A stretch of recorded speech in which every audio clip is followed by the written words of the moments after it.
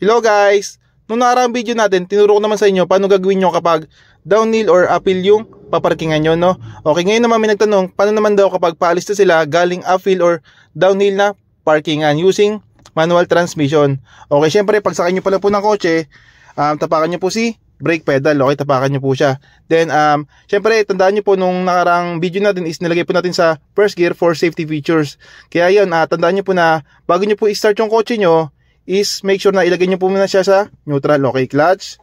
Then, ilagay nyo po sa neutral, okay. Kapag naka-neutral na po, yun, pwede nyo na pong i-start si kotse nyo, okay. Pag i-start nyo na po, yan, kapag na-start nyo na po, yan, naka-neutral po, then, naka-brake po kayo sa paa.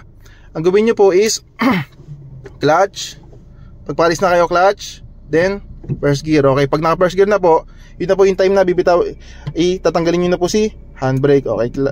Bababa nyo si handbrake, yan. Pag nababa nyo na po, yun, ready to go na po kayo. Yun lang guys, ingat po, thank you. Sana sagot ko po yung tanong nyo. Thank you, ingat.